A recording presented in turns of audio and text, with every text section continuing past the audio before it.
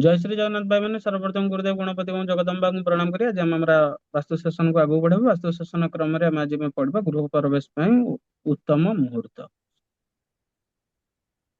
तो उत्तम मुहूर्त रे उत्तम मास हूँ गृह प्रवेश करने माघ फाल्गुन बैशाख और ज्येष्ठ। मध्यम मास हूँ कार्तिक श्रावण एवं मार्गशीर।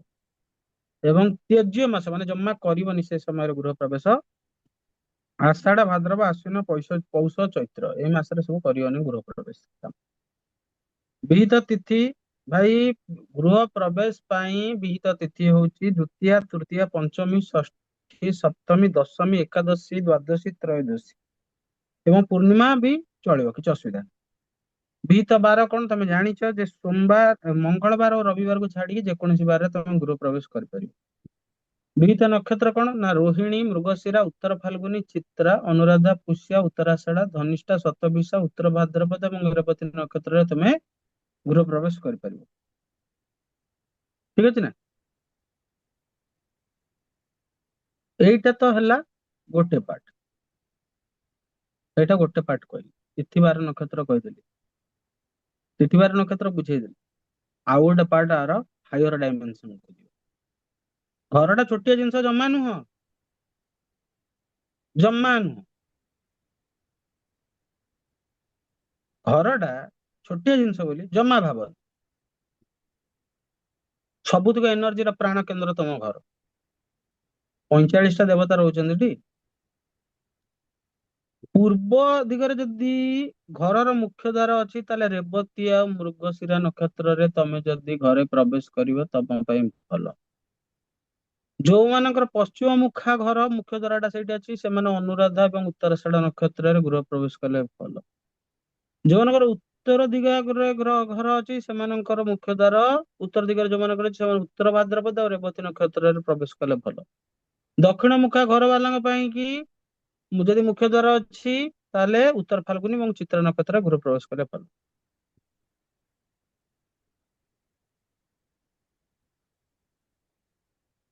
ଠିକ ଅଛି।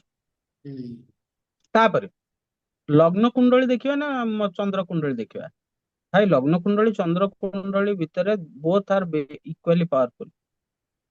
ତୁମେ ଯଦି କହିବ 60 ମହଣ ଘିଅ ହବ ରାଧା ନାଚିବ ସେମିତି ହେଇପାରିବ। ତେଣୁ ମିନିମାଲିଷ୍ଟିକ ବିହେଭିୟର ସବୁବେଳେ ଆପ୍ରୋଚ ରଖିବ ମୁହୂର୍ତ୍ତକୁ ନେଇ। ନାହିଁ ପୁରା ପୁରି ଏତେ ଷ୍ଟ୍ରିକ୍ଟ ହେଇଯିବ ଯେ ଟୋଟାଲ ସେ ଘର ଶୁଭ ଦେଇପାରିବନି। ନାହିଁ ଏତେ ନିଷ୍ଠାବାନ ହେଇଯିବ ଯେ ସେ ପୁରା ପୁରି ସେ ମୁହୂର୍ତ୍ତ ଦଣ୍ଡ ଦେଖିକି ପୁରା ଇଏ କରିବ। ଠିକ ଅଛି।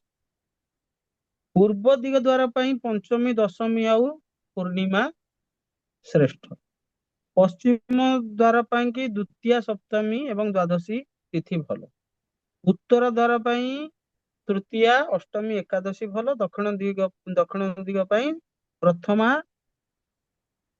ତୃତୀୟା ଷଷ୍ଠୀ ଏକାଦଶୀ ଶୁଭପ୍ରଦ ଅଟେ।